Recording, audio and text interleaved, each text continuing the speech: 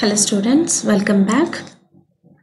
In previous lecture, the topics discussed were how to make a non-exact differential equation exact using integrating factor e power integral 1 by n dou m by dou y minus dou n by dou x into dx and దాన్ని solve చేయడం, దాని యొక్క solution find out చేయడం అనేది నేర్చుకున్నాం. అంటే ఈ integrating ఫ్యాక్టర్ని ఉపయోగించి ఒక non exact differential equation exact ఈక్వేషన్గా మార్చి దాన్ని సొల్యూషన్ ఎలా ఫైండ్ అవుట్ చేస్తాం అనేది నేర్చుకున్నాం. So now in this lecture we are going to discuss about how to make a non-exact differential equation exact using integrating factor e power integral 1 by m dou n by dou x minus dou m by dou y into dy. అంటే e power integral 1 by m dou n by dou x minus dou m by dou y into dy తోటి ఒక non exact differential equation exact చేసి దాని యొక్క solution ఎలా find out చేస్తాము అనేది నేర్చుకుంటున్నాం. సో దీని ముందు నేర్చుకున్న ఇంటిగ్రేటింగ్ ఫ్యాక్టర్కి ఈ ఇంటిగ్రేటింగ్ ఫ్యాక్టర్కి స్మాల్ డిఫరెన్స్ అండి. అది ఇక్కడ 1 by n బ్రాకెట్లో do M by do Y minus do N by do X, ఇక్కడ ఈ power integral 1 by m do N by do X minus do M by do Y. So ఈ bracket value do N by do X minus do M by do వైకి do M by do Y minus do N by do ఎక్స్కి ఒక minus value difference అండి. So ఏలోంచి B తీసినా బిలోంచి ఏ తీసినా మైనస్ని బట్టి ఆన్సర్ మైనస్ వాల్యూ అప్లై అవుతుంది. సో ఇంకా మనకి వేరియన్స్ ఎక్కడ ఉంది, ఓన్లీ ఎంతో డివైడ్ చేయాలా ఎన్తో డివైడ్ చేయాలా. సో ఈ ఇంటిగ్రేటింగ్ ఫ్యాక్టర్స్ ఎప్పుడు ఎలా యూజ్ చేయాలనేది తెలుసుకుందాం. So to find an integrating factor of mdx plus ndy equal to 0. So దీనికి మెథడ్ 5లో ఇంటిగ్రేటింగ్ ఫ్యాక్టర్ ఏది తీసుకుంటామో ఎలా సాల్వ్ చేస్తామనేది చెప్తున్నారు. If there exists a continuous single variable function g of y, so ఇంతకుముందు f of x అన్నామండి. అంటే అక్కడ nతో divide చేసినప్పుడు xలో ఉండే ఫంక్షన్ వస్తుంది, mతో డివైడ్ చేసినప్పుడు yలో ఉండే ఫంక్షన్ ఎగ్జిస్ట్ అవుతుంది. So continuous single variable function g of y such that 1 by m into dou n by dou x minus dou m by dou y equal to g of y or k. So do N by do X మన దగ్గర value ఉంటుంది, do M by do Y ఉంటుంది. So ఒక దాంట్లోంచి ఒకటి తీసేసి దాన్ని ఎంతో డివైడ్ చేసినప్పుడు వైల్లో ఉండే సింగిల్ వేరియబుల్ ఫంక్షన్ అనేది ఎగ్జిస్ట్ అవ్వాలి లేదా ఒక కాన్స్టెంట్ రావాలి. సో అలా వచ్చినప్పుడు then E power integral G of Y D Y or E power integral K D Y అనేది integrating factor of mdx plus ndy equal to 0 అని చెప్తాము.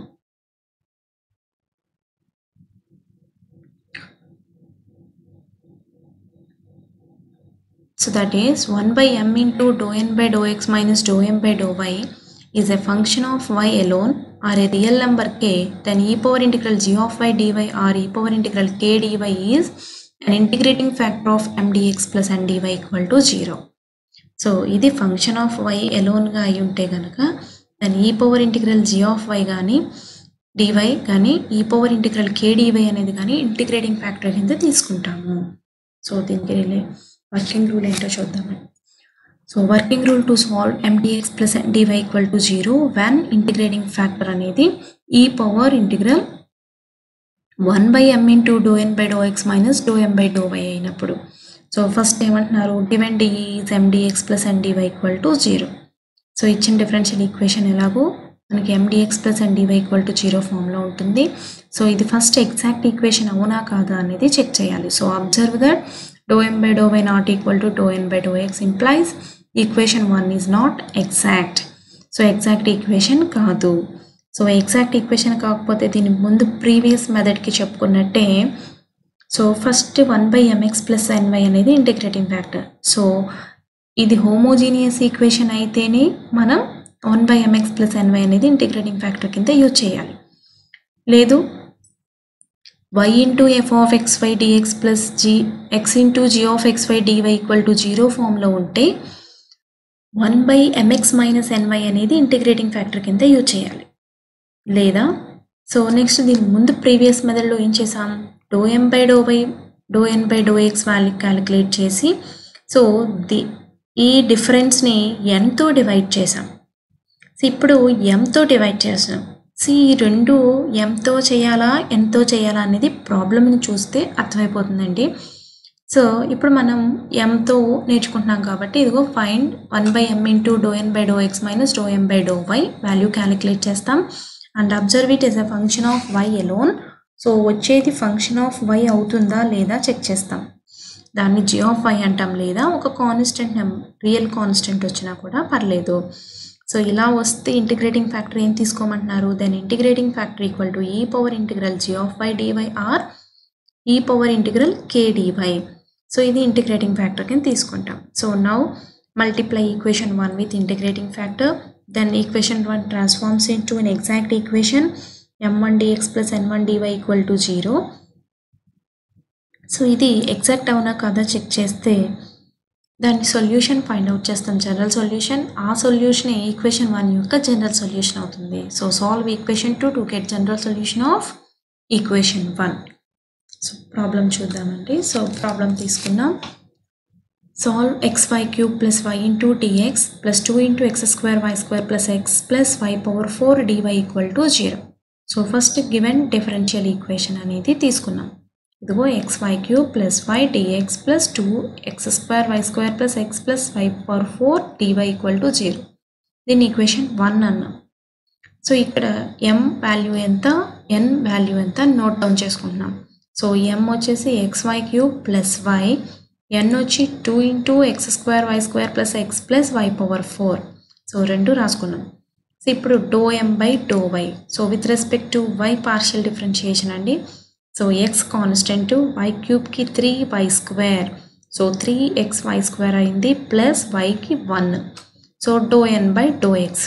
సో క్యాలిక్యులేట్ చేస్తే with respect to x partial differentiation కాబట్టి y square constant, x స్క్వేర్కి 2x, so 2 into 2 4xy square plus xకి 1 into 2 2, yకి 0. So ఇప్పుడు ∂m/∂y value 3xy square plus 1 అని వచ్చింది. ∂n/∂x value 4xy square plus 2 అని వచ్చింది. సో ఇప్పుడు ఈ రెండు not equal. So implies ∂m/∂y not equal to ∂n/∂x. Therefore equation 1 is not exact equation.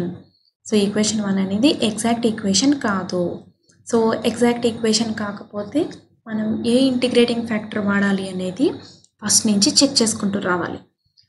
So first ఇచ్చిన ఈక్వేషన్ అనేది హోమోజీనియస్ ఈక్వేషనా? హోమోజీనియస్ ఈక్వేషన్ అయితే ఎగ్జిస్ట్ అయిన m కానీ n కానీ హోమోజీనియస్ ఫంక్షన్స్ అయి ఉండాలి. సో అవుతున్నాయండి. kx k cube y cube plus k, ఇక్కడ k ఇక్కడ k పవర్ 4. సో k బయటికి కామన్ వచ్చి సేమ్ m ఫంక్షన్ అనేది రిమైన్ అవ్వడానికి అవకాశం లేదు. సో హోమోజీనియస్ కాదు. అంటే 1/mx ప్లస్ ny అనేది ఇంటిగ్రేటింగ్ ఫ్యాక్టర్ యూజ్ చేసినా అది ఎగ్జాక్ట్ అవ్వదు. So next y into some x comma y dy అలాగే x into some g of x comma y dx లాగా ఎగ్జిస్ట్ అయ్యిందా? ఇక్కడ y కామన్ వచ్చిందండి, ఇక్కడ కామన్ వచ్చిందా? రాలేదు. అంటే ఇది సెకండ్ ఫామ్లో కూడా లేదు. అంటే second integrating factor 1/mx minus ny కూడా యూజ్ చేయలేము. సో థర్డ్ ఇంటిగ్రేటింగ్ ఫ్యాక్టర్కి ∂m/∂y మైనస్ ∂n/∂x లేదా ∂n/∂x మైనస్ ∂m/∂y. సో ఏది అప్లై చేసినా nతో డివైడ్ చేయాలా mతో డివైడ్ చేయాలా అన్నది మాత్రమే డిఫరెన్స్. సో వచ్చిన ఫంక్షన్ డిఫరెన్స్ బట్టి మనం m n అనేది చూస్ చేసుకుంటామండి. సో ఇక్కడ డిఫరెన్స్ ఏంటండి, ∂m/∂yకి ∂n/∂xకి so 3xy square plus 1 minus 4xy square minus 2. So అంటే minus xy square minus 1. So అది ఎక్కడ కామన్ ఉందండి? xy స్క్వేర్ అంటే ఇదిగో చూడండి, ఇక్కడ y కామన్ తీసేస్తే xy స్క్వేర్ ప్లస్ 1, ఇవి రెండు మైనస్ వాల్యూస్ కాబట్టి మైనస్ కామన్ తీస్తే ఇక్కడ క్యాన్సిల్ అయ్యే ఛాన్స్ ఉంది. అంటే mతో డివైడ్ చేయొచ్చు. సో mతో డివైడ్ చేయాలి అంటే ఫస్ట్ ఏది రావాలండి? ∂n/∂x రావాలి. సో mతో డివైడ్ చేసినప్పుడు ∂n/∂x ఫస్ట్ రాసి ∂m/∂y తర్వాత రాయాలి డిఫరెన్స్లో. సో తీసుకుంటున్నాం. Now 1/m into ∂n/∂x minus ∂m/∂y equal to 1/m. So m value so ఎంలో y కామన్ ఉంది కాబట్టి y కామన్ తీస్తే xy² ప్లస్ 1. సో 1/m అంటే 1/y into xy² plus 1. So అదే రాసాం ఇక్కడ into ∂n/∂x value minus of ∂m/∂y value. So 4xy² minus 3xy² అంటే xy² plus 2 minus 1 అంటే ప్లస్ 1. సో ఇప్పుడు ఈ 1 ప్లస్ xy² 1 ప్లస్ xy² రెండు క్యాన్సిల్ అయిపోయి 1/y అనే ఫంక్షన్ మిగిలింది. సో ఇది g(y). ఒకవేళ మీకు ఈ డిఫరెన్స్ కనుక అర్థం కాకపోతే మీరు ట్రై చేసినప్పుడు 1/nతో డివైడ్ చేసినప్పుడు ఈ ఫంక్షను మీరు సింప్లిఫై చేసి అది సింగిల్ వేరియబుల్ ఫంక్షన్లా వచ్చే అవకాశం ఉండదు. సో ఇమీడియట్గా ఇంకొక n ఫంక్షన్ తోటి డివైడ్ చేయండి. లేదు అర్థమవుతుంది మాకు తెలుసు అర్థమవుతుంది అంటే కనుక జస్ట్ డిఫరెన్స్ అబ్జర్వ్ చేయండి. ఆ వచ్చిన డిఫరెన్స్ని ఎంతో డివైడ్ చేస్తే ఈజీగా సాల్వ్ అవుతుందా, ఎంతో డివైడ్ చేస్తే ఈజీగా సాల్వ్ అవుతుందా అన్నది చెక్ చేయండి. సో దాన్ని బట్టి ఎంతో డివైడ్ చేయాలి అంటే ఫస్ట్ ∂n/∂x మైనస్ ∂m/∂y చేయాలి. nతో డివైడ్ చేయాలి అంటే ∂m/∂y మైనస్ ∂n/∂x రాసుకోవాలి. సో అదొక్కటే స్మాల్ డిఫరెన్స్ అండి. అది అర్థం చేసుకుంటే ఈ 2 మెథడ్స్ కూడా మీరు ఈజీగా సమ్ చూడగానే అప్లై చేసేయచ్చు. సో ఇప్పుడు మనకి g(y) అనే ఒక ఫంక్షన్ ఎగ్జిస్ట్ అయింది కాబట్టి ఇంటిగ్రేటింగ్ ఫ్యాక్టర్ తీసుకున్నాం. Integrating factor equal to e⁻∫g(y) dy equal to e⁻1/y dy. So 1/y అంటే log y. So e⁻log y. Sorry ఇందాక ఈ పవర్ రాయలేదు. సో ఈ పవర్ ఎడిట్ చేస్తానండి. e⁻1/y dy అంటే ఇంటిగ్రల్ 1/y dy అంటే log y. సో ఇదిగో e⁻log y equal to e⁻log base e అంటే ఫంక్షన్ ఆన్సర్ కాబట్టి ఇదిగోండి ఫంక్షన్ y అనేది ఇంటిగ్రేటింగ్ ఫ్యాక్టర్ కింద వచ్చింది. సో ఇప్పుడు ఈ ఇంటిగ్రేటింగ్ ఫ్యాక్టర్తో ఇచ్చిన ఈక్వేషన్ 1ని మల్టిప్లై చేయాలి. So multiplying equation 1 with integrating factor, then we get integrating factor y తోటి ఈక్వేషన్ 1 అని మల్టిప్లై చేసి రాసేస్తున్నామండి. xy⁴ plus y² dx plus 2 into x² y³ plus xy plus y⁴5 dy equal to 0 కింద మారిపోయింది. ఇప్పుడు మళ్ళీ this is equation 2 అన్నాం. దాంట్లో equation 2 కూడా ఏ ఫామ్లో ఉందండి, ఇది m1 dx plus n1 dy ఫామ్లో ఉంది. So which is of the form m1 dx plus n1 dy equal to 0 అని రాసాం. సో ఇక్కడ m1 వాల్యూ ఎంత, n1 వాల్యూ ఎంత నోట్ డౌన్ చేసుకున్నాం.